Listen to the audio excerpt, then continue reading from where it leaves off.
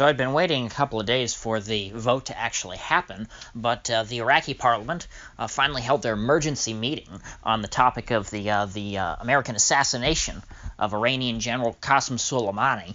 And it turns out, as expected, that the Parliament voted to expel the U.S.'s troops, the 4,000 troops that are stationed there, to fight against ISIS, and to because they've decided that now they're more of a liability than an asset to their government, and they don't want them around. And frankly, I think this is to be expected. The U.S. should have expected this when they assassinated a foreign dignitary who was flying into Baghdad airport to visit the prime minister of Iraq. I mean, it's a pretty big insult. In fact, I'm surprised that they haven't, cut off diplomatic relations with the U.S. at this point.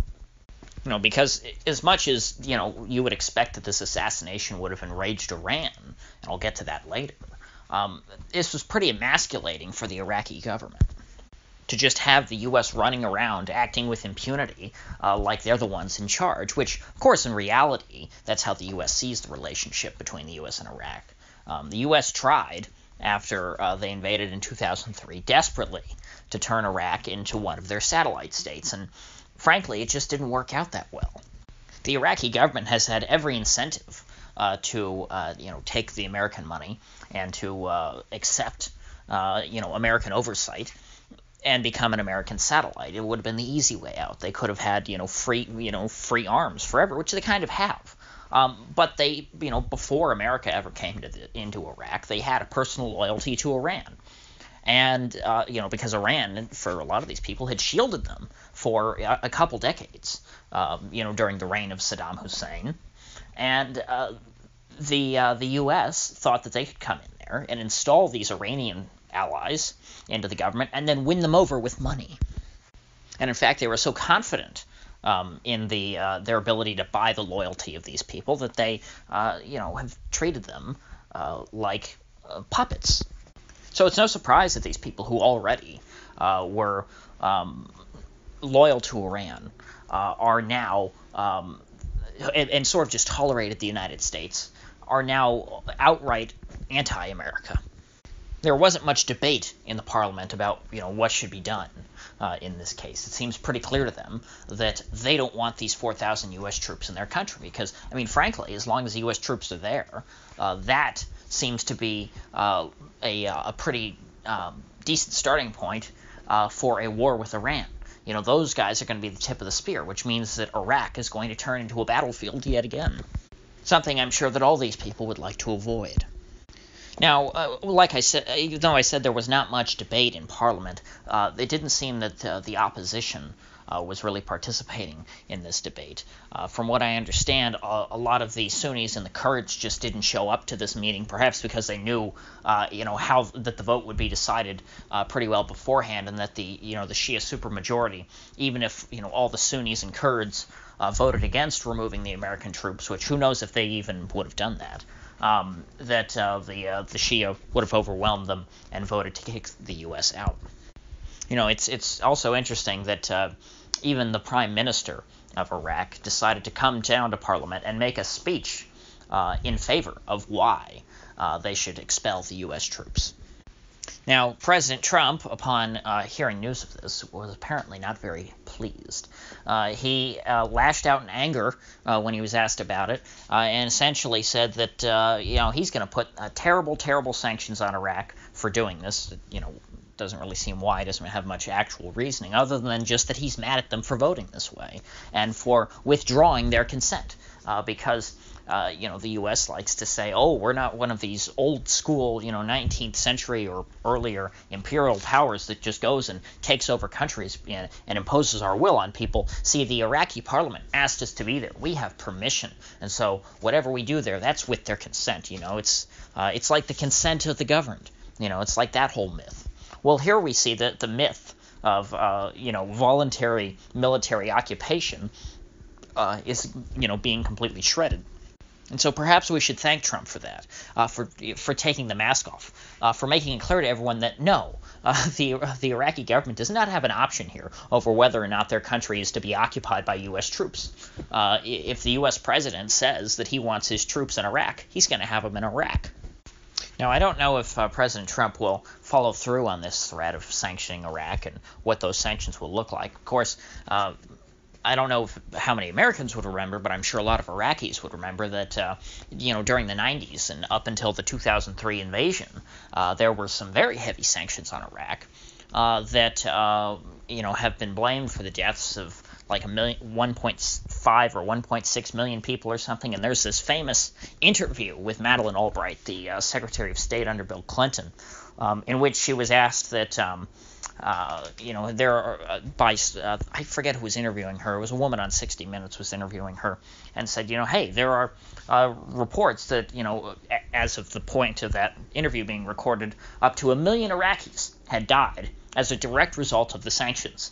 And is the price of 1 million Iraqi lives worth whatever you're trying to achieve in terms of influencing the policy of the Iraqi government? And Madeleine Albright said, oh, yeah, that's totally worth it. And that, again, was one of the rare instances in which the U.S. government let the mask slip and let everyone see that, hey, we're not here to be the good guys, that's all just a cover. We're not here acting, to help people. We're here to get things done because we have our own interests that we want to achieve, and we're going to, get these things done by hook or by crook. The whole myth of humanitarian intervention is just that. And so who knows how many millions Mr. Trump would be willing to sacrifice here just to, I don't know, is it out of pride? Anger? It's hard for me really to understand why he's upset. I mean, didn't he run on saying that the whole Iraq war was stupid anyway? Shouldn't he be thanking the Iraqi government for kicking us out?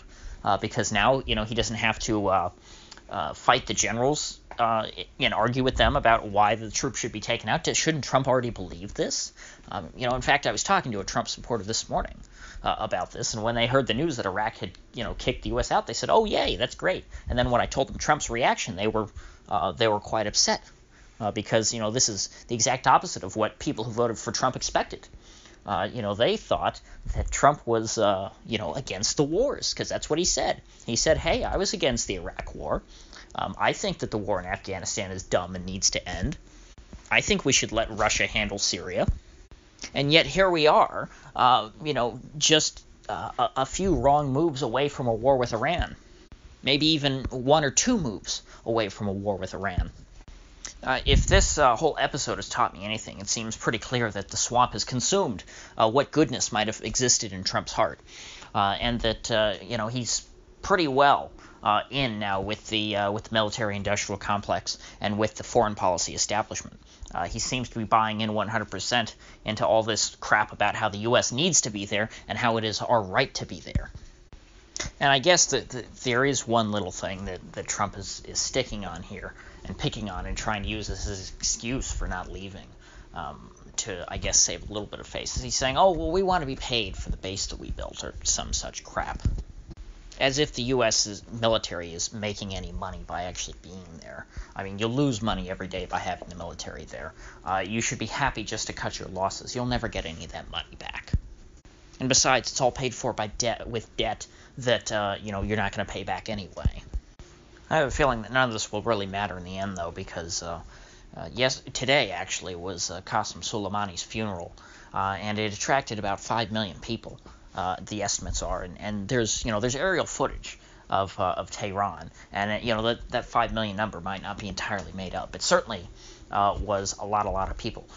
So I'm sure later today the State Department is going to come out with some number and say like, oh no, it was only 4.5 million or something, and they're going to have debates about the crowd size just like they did with Trump's inauguration, which again was stupid and didn't matter. What matters is there's very clearly a lot of popular support for Soleimani in Iran by, I believe it's the University of Maryland that is able to go over there and conduct polls.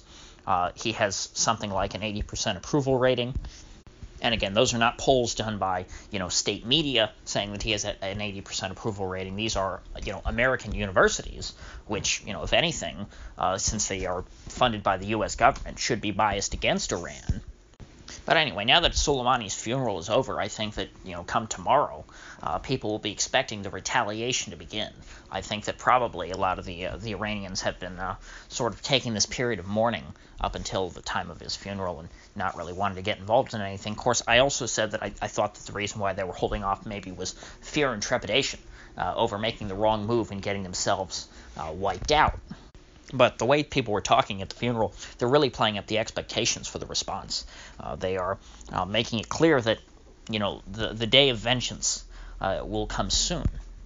So that leads me to suspect that in the coming days, we will be seeing some sort of response by Iran, and that it will probably involve those 4,000 U.S. troops that are going to stay in Iraq, at least until all of this tension is over. But I mean, the way things are going, I'm seeing fewer and fewer off-ramps as we continue down this road. It's getting harder and harder to de-escalate. And frankly, I'm not even sure at this point that Trump is following the escalate to de-escalate playbook. Anyway, I'm sure I'll have lots more to say about whatever happens today, tomorrow. So if you gained anything of value out of this video, I'd appreciate you clicking that like button and sharing this video. And if you haven't already, please do subscribe, because I do upload every day, and I'd hate to have you miss one. So I'll see you folks back here tomorrow.